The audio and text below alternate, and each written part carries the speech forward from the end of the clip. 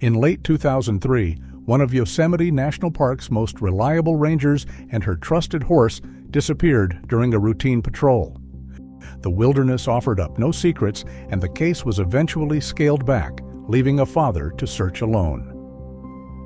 5 years later, a startling discovery made by geology students in an isolated ravine finally provided an answer to where her horse was, and in doing so, unlocked a far darker question about her own fate.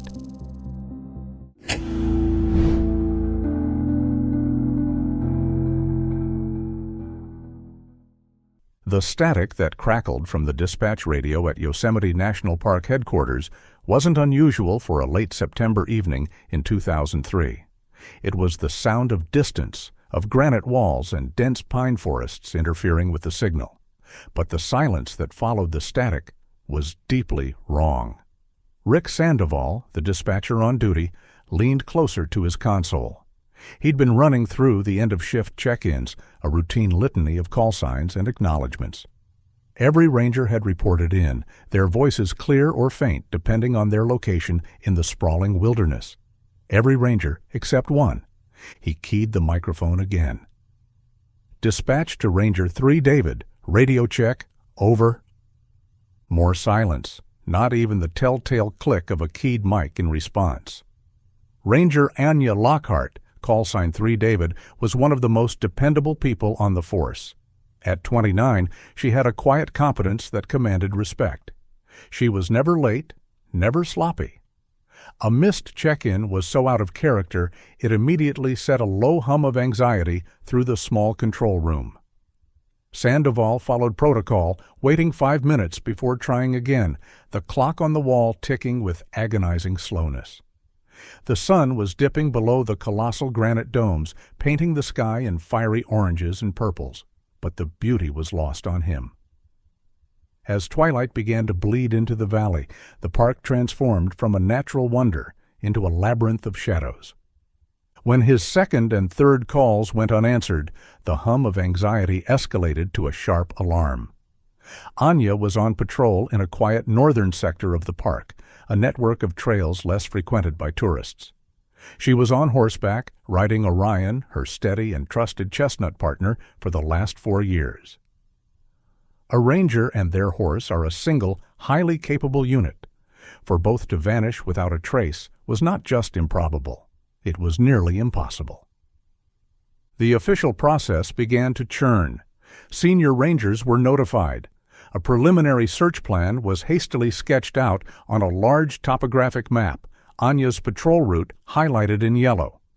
But before the first search team had even gathered their gear, the front door of the headquarters swung open. It was David Lockhart, Anya's father. In his late 50s, with the weathered face and steady gaze of a man who had spent a lifetime reading the landscape, David was a legend in the park. He had retired from the very same ranger station just 2 years prior. He didn't need a call from dispatch to know something was wrong. He felt it in the crisp evening air, in the rhythm of the park he knew as well as his own heartbeat. He didn't ask frantic questions. His voice was low and steady, but carried an undeniable urgency that cut through the procedural calm.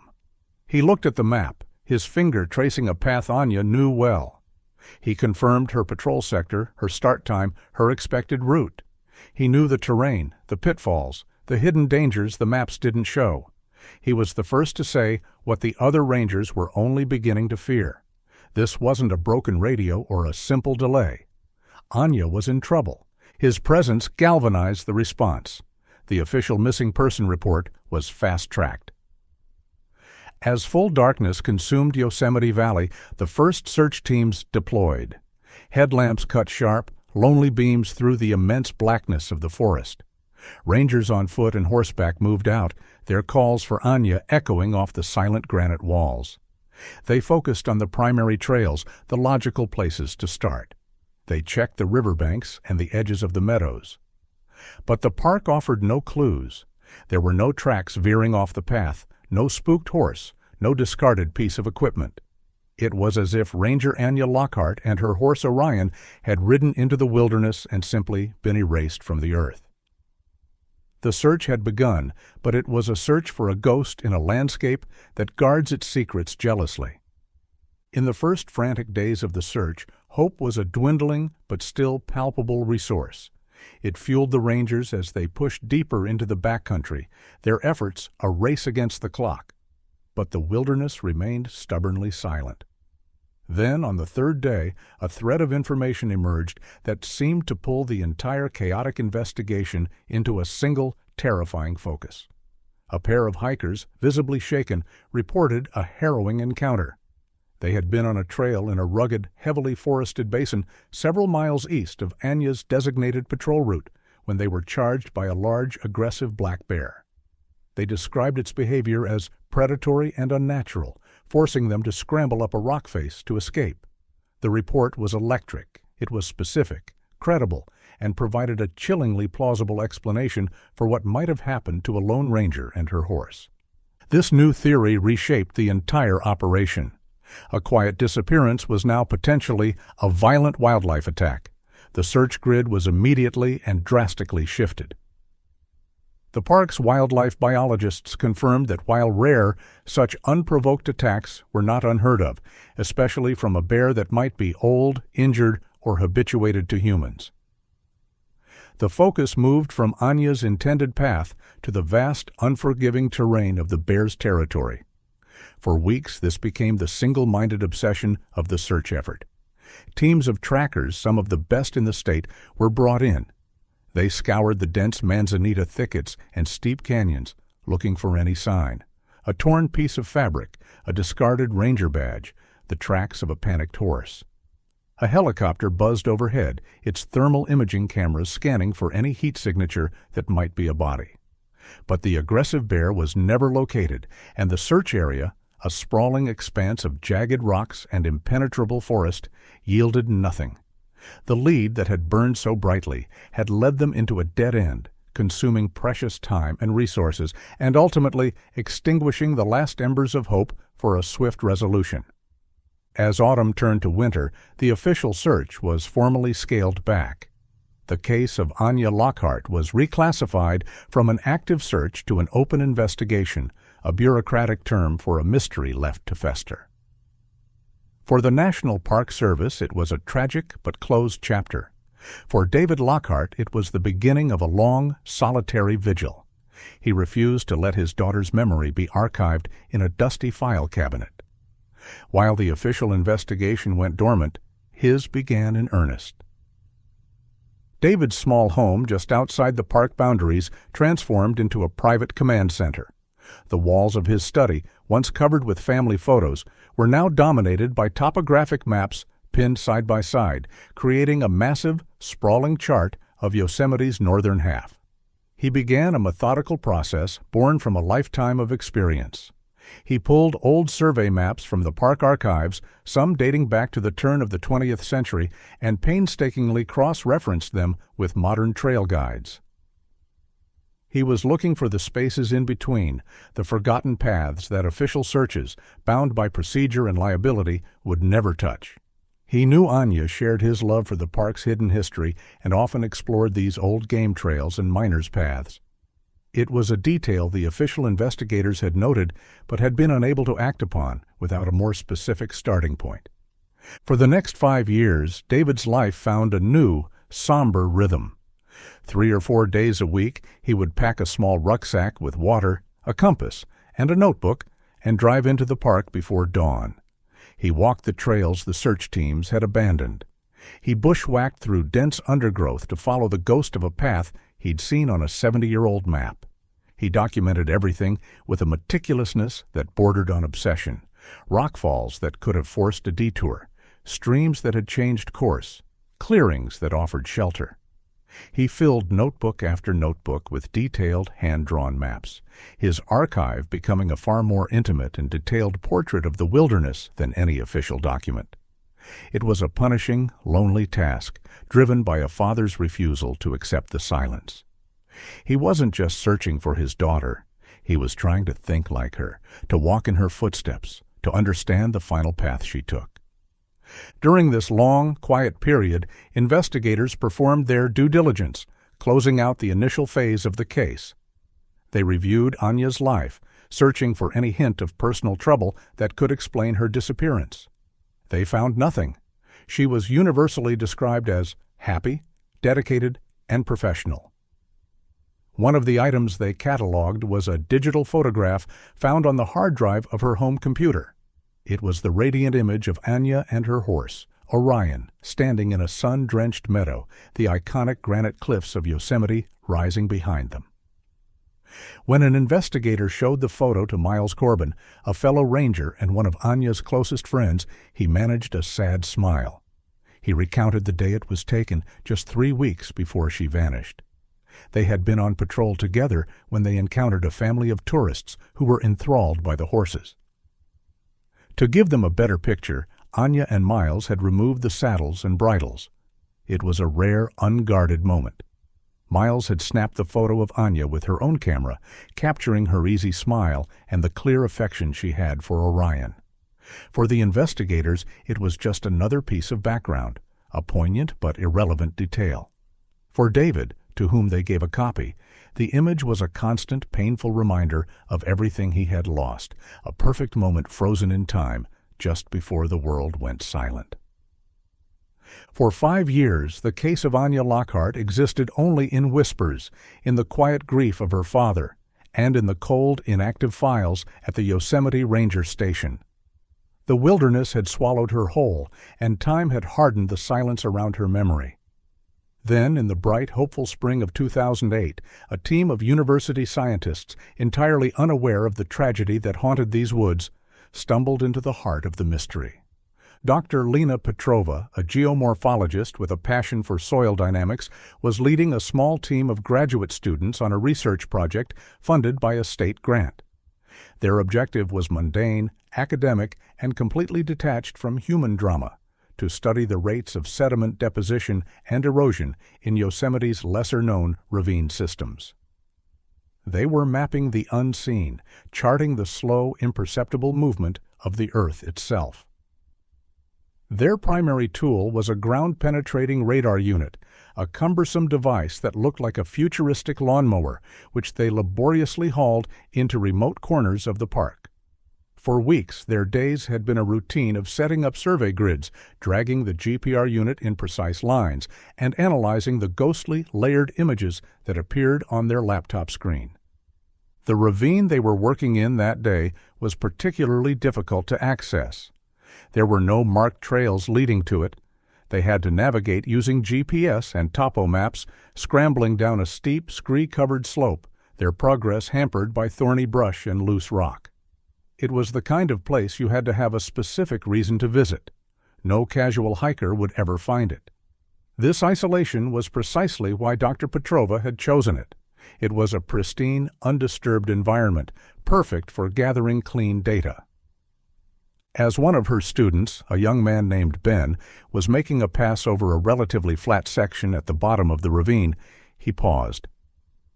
"Hey, Dr. Petrova, you should see this."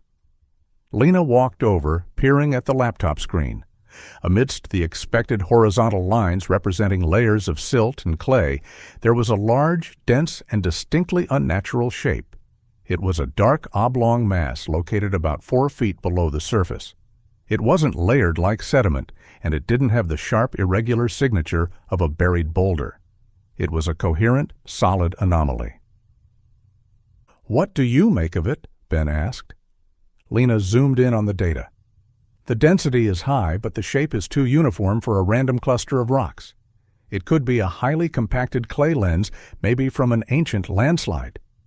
Her scientific curiosity was piqued. An unusual geological formation could be the most interesting data point of their entire trip. To confirm their findings, they would need a core sample, or better yet, a small excavation pit to see the stratigraphy with their own eyes. The next day, after securing the necessary permit for a minor soil disturbance from the Park Service, the team returned to the ravine with shovels and geological picks. They carefully marked out a small square directly over the anomaly. The digging was slow and methodical. The first 2 feet were loose topsoil and humus. Then they hit a denser layer of compacted sandy loam. The work was arduous, the silence of the ravine broken only by the scrape of their shovels and their own heavy breathing. It was Ben who felt it first. His shovel struck something that wasn't soil or rock. It made a dull, hollow thunk. He dropped to his knees and began clearing the dirt away with his hands. What emerged from the soil was not the gray of stone or the dark brown of clay. It was a curved, off-white shape. He brushed away more dirt, revealing a series of parallel, slender bones. "Lena," he said, his voice barely a whisper.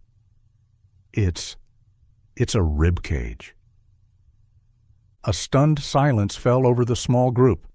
The academic excitement of a geological discovery evaporated, replaced by a cold dread. This was no longer a research site. This was a grave. They abandoned their large shovels for smaller hand trowels, working with the delicate care of archaeologists. Over the next hour, they slowly, painstakingly, uncovered their discovery. It was the complete, fully articulated skeleton of a large animal lying on its side as if it had been gently laid to rest. The bones were bleached, but perfectly preserved in the cool, stable soil. As they cleared the dirt from around the legs, they found something else. 2 rusty U-shaped pieces of iron, positioned right where the front hooves would have been. Horseshoes. Dr. Petrova stood back, her mind racing. An entire horse, buried 4 feet deep in a ravine miles from any official trail. This was no accident of nature. An animal that died on the surface would be scattered by scavengers in weeks. An animal caught in a rock slide would have crushed bones and be mixed with tons of debris. This horse had been deliberately and carefully buried. She knew immediately what she had to do. She pulled out her satellite phone, a device she carried for emergencies, and placed a call to the Yosemite National Park dispatch. The response was swift and serious. Within 2 hours, 2 senior rangers had arrived at the scene. They took one look at the carefully excavated pit and the perfectly laid-out skeleton, and their faces hardened. They recognized the profound wrongness of the scene, just as Lena had. They sealed off the ravine with yellow tape, declaring it a potential crime scene.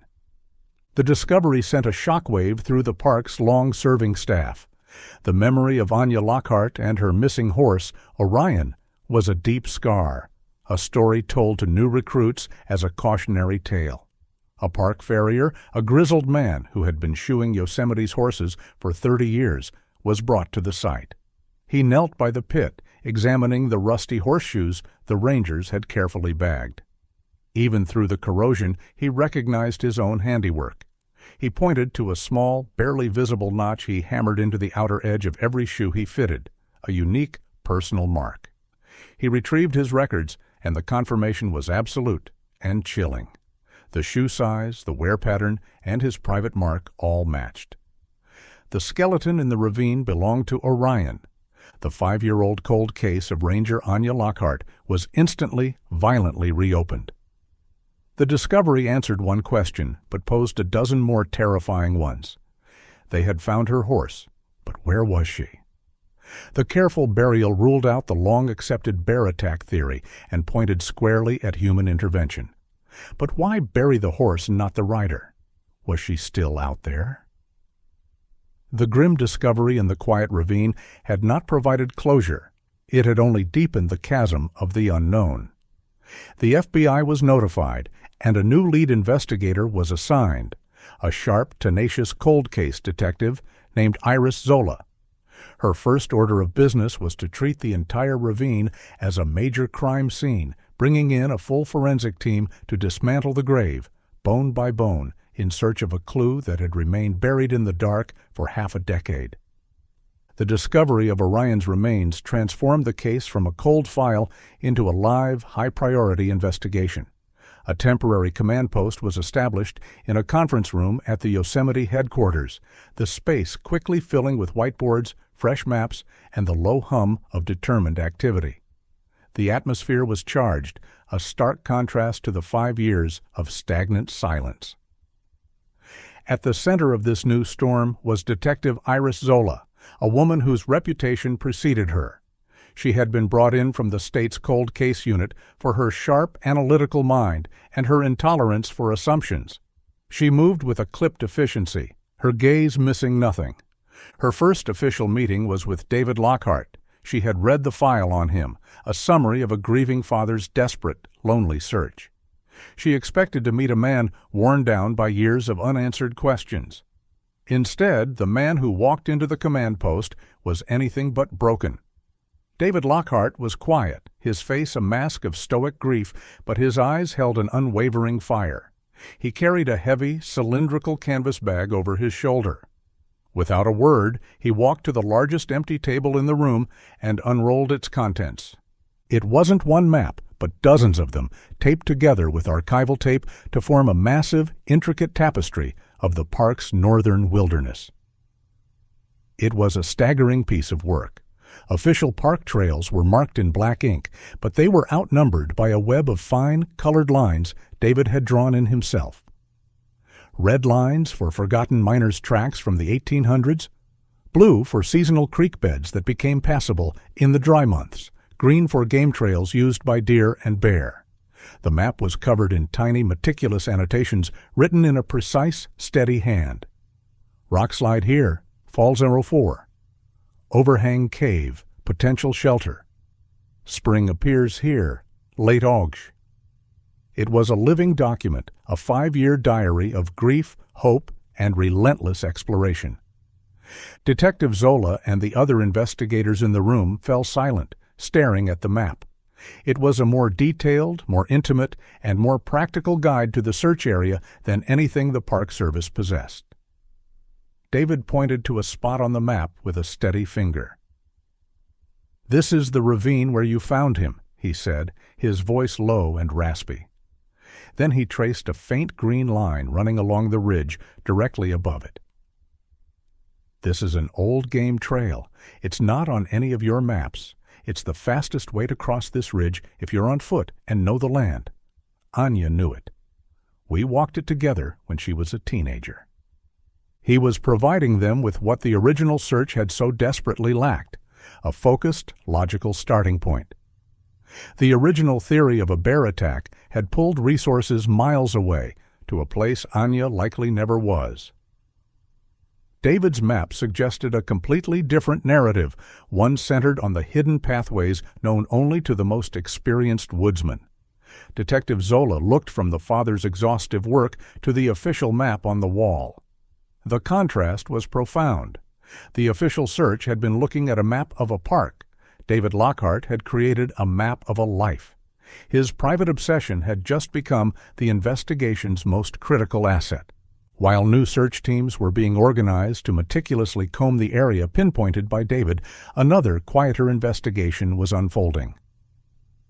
Under the sterile white canvas of a forensic tent erected near the ravine, a team led by Dr. Alistair Finch, a veteran forensic anthropologist, was conducting a painstaking examination of Orion's skeleton.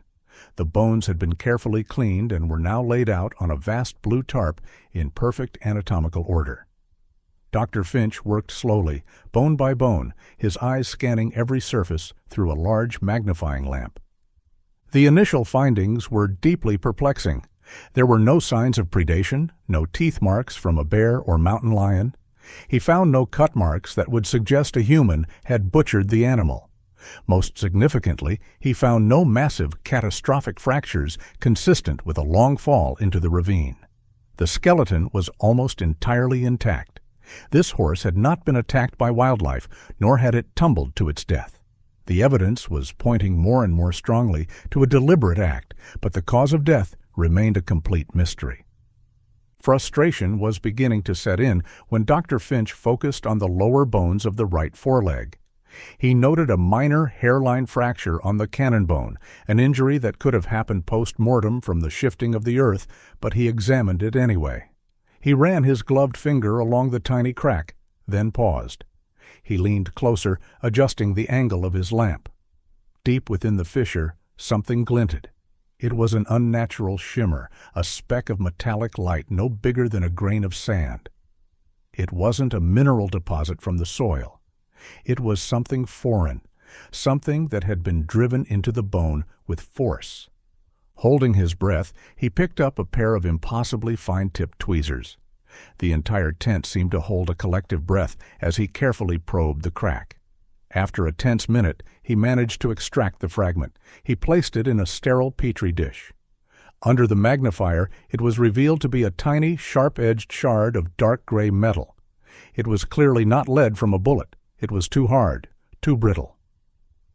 Later that day, back at the command post, Detective Zola stared at the minuscule fragment sealed in a small evidence bag. "So it's not a bullet," she stated, more to herself than to Dr. Finch. "Definitely not," he confirmed. "The composition is wrong, the shape is wrong. It's a fragment, a chip off something larger. It was driven into the bone with significant force, likely at the moment this fracture was created. Whatever hit this horse was made of a very hard, very specific type of metal." The discovery was a monumental breakthrough.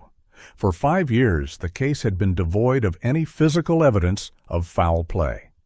Now they had this, a tiny, baffling piece of metal that proved Orion had been struck. It was the first concrete clue that suggested Anya Lockhart hadn't just vanished, she had likely walked into a violent confrontation. But the clue was also a puzzle. The fragment was too small for easy identification. Zola knew it would have to be sent to a highly specialized materials science laboratory, one with the equipment to analyze its elemental composition. As she sealed the fragment into a larger evidence container for transport, the weight of the situation settled in. The father's maps had given them a where. This tiny shard of metal had finally given them a what? An act of violence. Now the entire focus of the investigation would shift to finding the who and the why. The answer, she suspected, was locked somewhere in the elemental makeup of that single enigmatic speck of metal. While the mysterious metal fragment was making its slow journey through the bureaucratic channels of forensic science, Detective Zola refused to let the investigation stall. An answer from the materials lab could take months, and she was determined to use that time to build a new foundation for the case. The discovery of Orion's violent death and deliberate burial had rendered the original 2003 investigation files almost obsolete. Every interview, every statement, every minor detail had to be re-examined through this new, darker lens.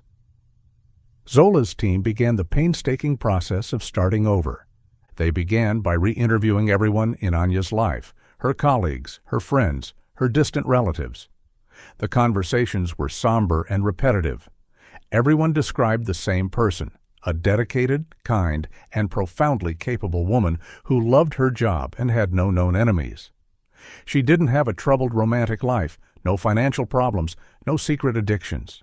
The narrative was so consistently positive that it was almost unhelpful.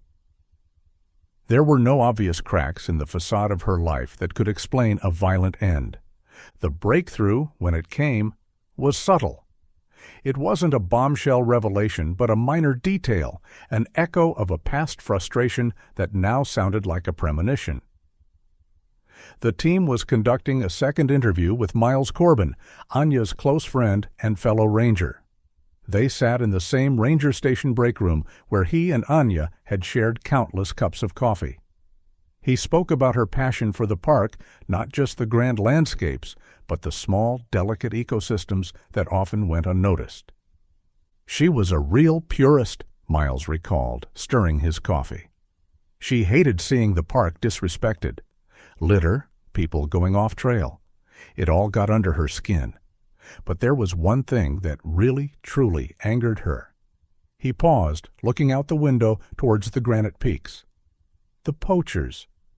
Zola leaned forward slightly. "You mean wildlife poachers?"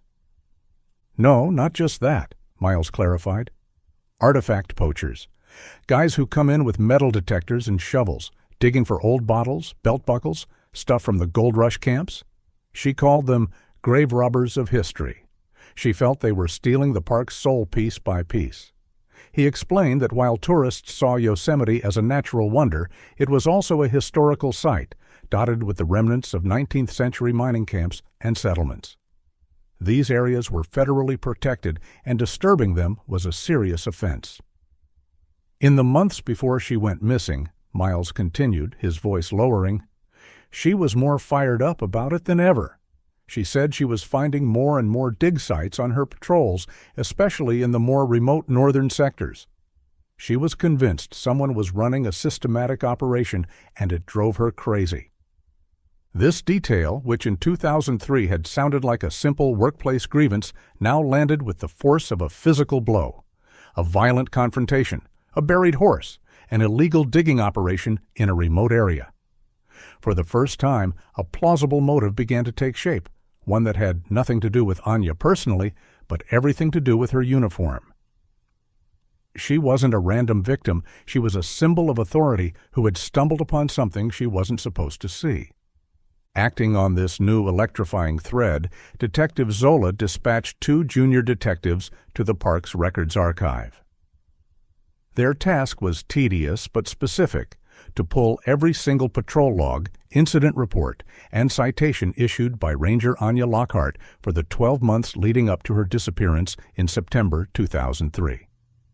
They spent days sifting through stacks of paper, the dry official reports painting a picture of Anya's daily life. Warnings for improper food storage, tickets for illegal camping, reports on trail conditions. Then they found it. A name. Kieran Briggs.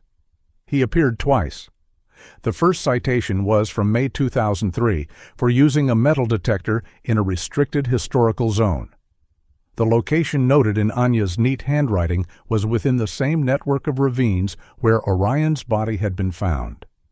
The second citation from July 2003 was more serious. Illegal excavation. Anya had caught him with a small shovel and a bucket, having dug a 3-foot hole near the foundation of a long-vanished miner's cabin. According to her report, Briggs had been belligerent and argumentative, claiming he was just a history enthusiast. Anya had confiscated his shovel and issued a hefty fine. The name immediately sent the detectives scrambling for the original 2003 case file. Kieran Briggs had indeed been on the initial list of people to interview. A note from a deputy who had spoken to him back then was brief. Briggs claimed he was at a dental appointment in Fresno on the day Anya disappeared. A cursory check at the time had seemed to confirm it. But Zola, reading the old notes, felt a surge of adrenaline. With the new context, a weak alibi that was once good enough to dismiss a minor person of interest now looked like a potential crack in a carefully constructed lie. The investigation now had a name to go with its motive.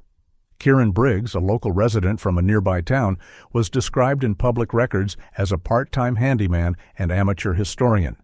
He ran a small, cluttered antique shop that specialized in Gold Rush-era memorabilia. Zola's team began a quiet, discreet background check on him. They learned he was a solitary figure, respected by some for his historical knowledge, but regarded by others as an obsessive crank. He had no significant criminal record, just a string of minor citations related to his activities in the park. As the team built their profile of Briggs, the possibility that Anya could still be alive, however faint, loomed over the investigation. The discovery of the horse without its rider created a deeply unsettling ambiguity. If she had been the victim of a panicked crime, it was possible she hadn't been killed, but taken. This sliver of hope, however remote, added a desperate urgency to their work. They weren't just solving a 5-year-old murder, they were potentially racing against time to find a survivor. Every detail about Kieran Briggs, his habits, his properties, his known associates, was scrutinized with the intensity of a search for a living person. The quiet hobbyist who collected rusty artifacts had just become the investigation's prime, and only, suspect. The winter of 2008 bled into the new year, and the investigation settled into a tense, frustrating limbo. Detective Zola and her team had a suspect, a motive, and a location, but the evidence remained stubbornly circumstantial. Kieran Briggs continued his quiet life, operating his antique shop, seemingly oblivious to the net that was slowly being woven around him. He was placed under discreet surveillance, but his movements were unremarkable. He went to the grocery store, the post office, and his workshop. He was a man hiding in plain sight, protected by a 5-year gap in time and a lack of direct proof. The entire case now hinged on the analysis of a metallic speck smaller than a pinhead. The call that changed everything came on a gray Tuesday morning in February 2009. Zola was at her desk in the command post, staring at the constellation of evidence pinned to the whiteboard: Anya's photo, a map of the ravine, Briggs's mugshot, a picture of the excavated skeleton. The phone rang and the caller ID showed a number from the state's Department of Justice Forensics Lab. The voice on the other end belonged to a materials scientist, a man whose excitement crackled through the phone line. "Detective Zola, we have the results on your fragment. This is fascinating." He explained that they had used a scanning electron microscope with an energy-dispersive X-ray spectrometer, a device that could identify the elemental makeup of the tiniest sample. "It's not steel, not iron, not lead," the scientist said. "It's a tungsten carbide alloy, a very specific one." Zola felt a jolt of electricity. "What does that mean in plain English?" "It means it's from the tip of a geological rock hammer," the scientist explained. "This particular alloy is incredibly hard but also brittle. It's designed to chip away at hard rock like granite without dulling. When it strikes something with enough force, especially something with the tensile properties of bone, it doesn't bend, it microfractures. A tiny piece can shear right off." He went on to say that this specific alloy was favored in a handful of high-end brands used by serious geologists, prospectors, and rockhounds.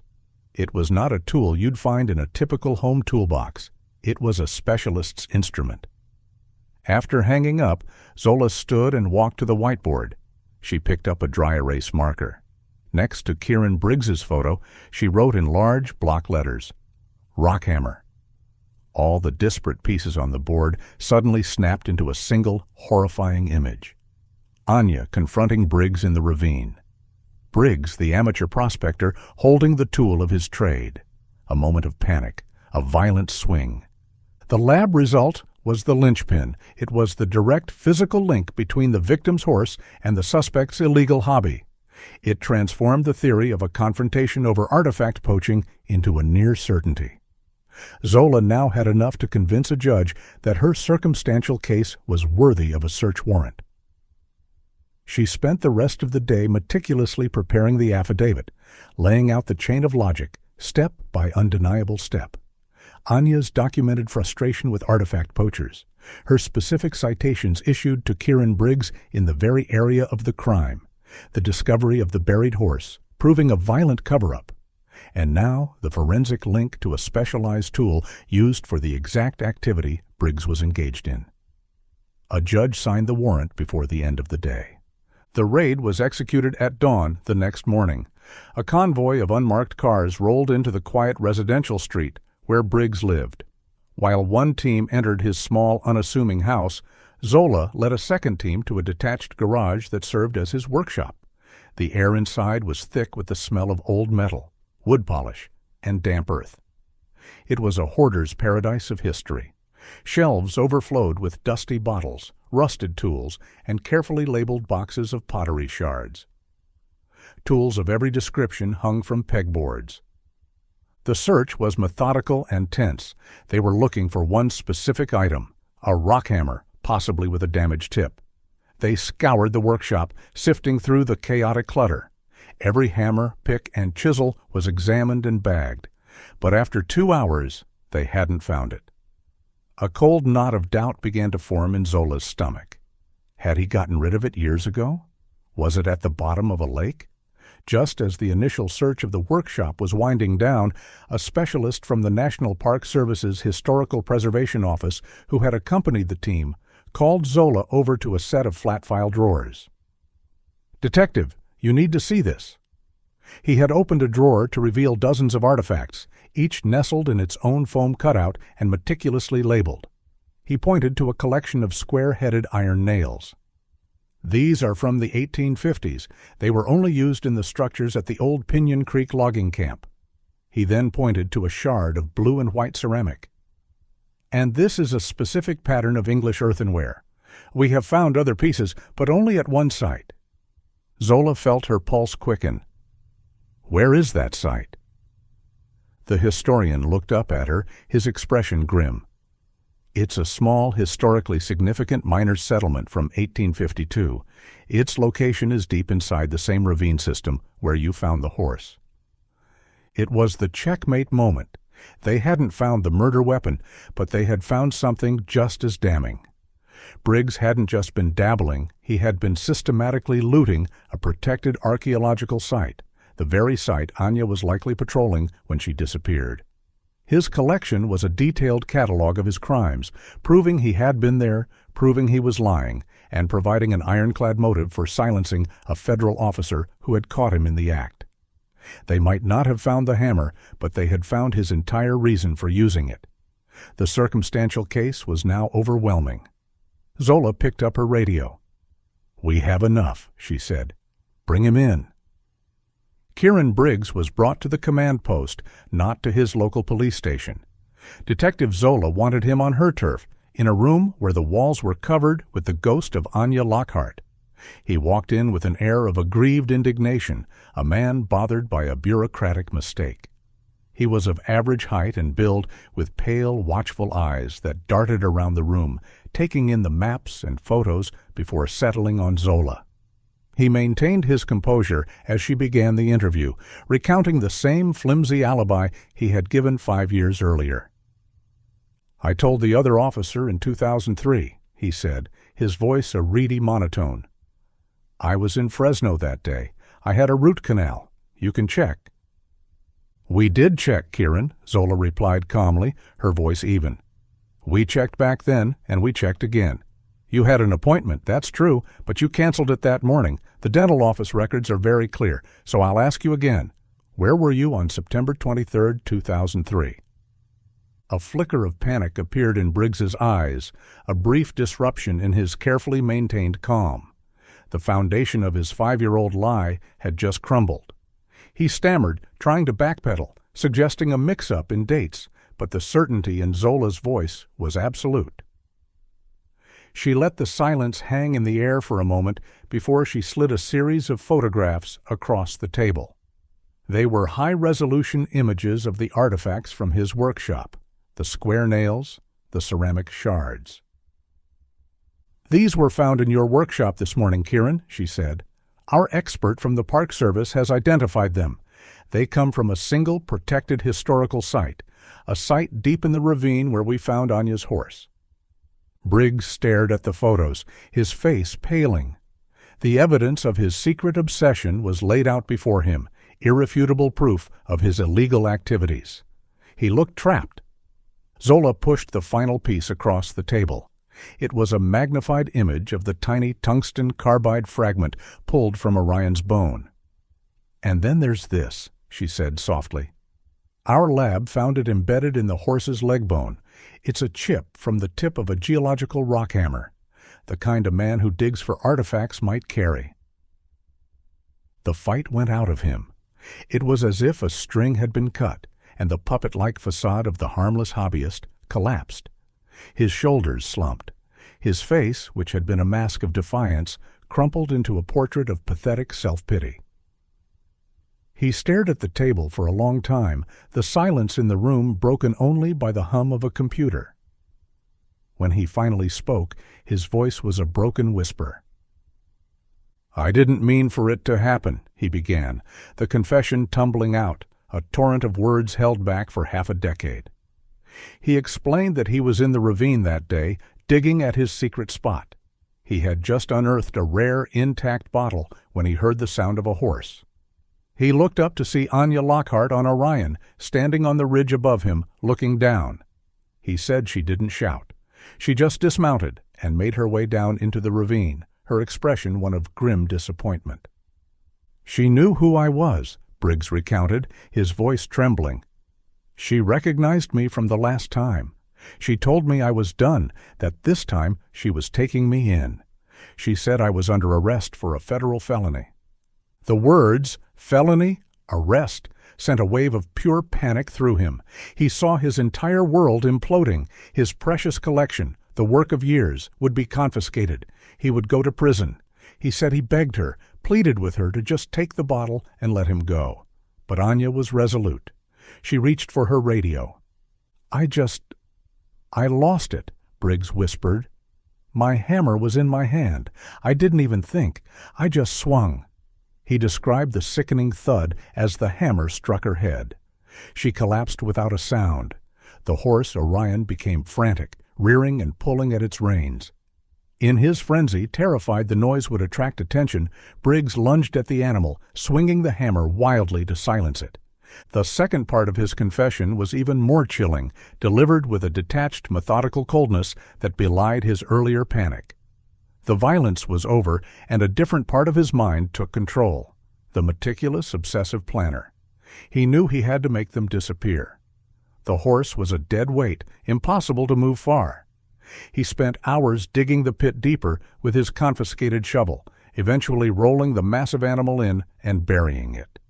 He worked all through the afternoon and into the night, guided by the moonlight. But Anya was different. He was determined that she would never, ever be found. He couldn't bury her there. The risk of a future discovery was too great. He spoke of a place he knew, a place he had found years earlier while exploring off-trail. A deep vertical cave, a narrow fissure in a rock face, hidden behind a curtain of dense manzanita brush and poison oak.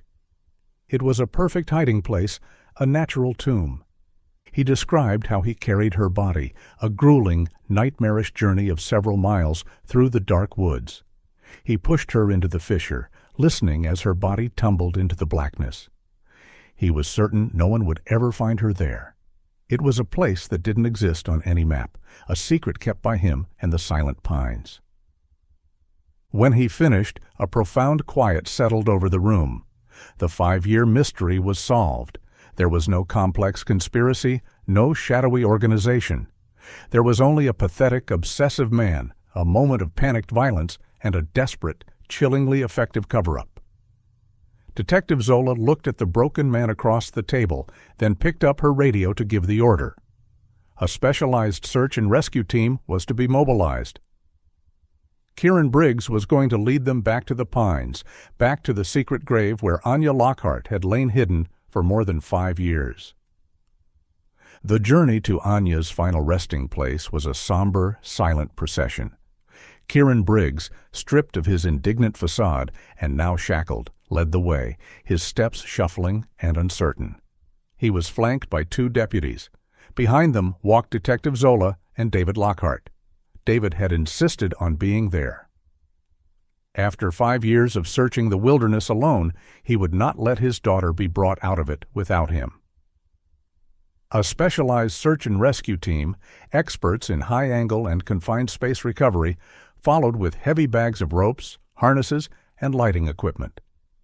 They moved through the dense forest, following a path that wasn't a path at all, pushing through thorny undergrowth and over fallen logs.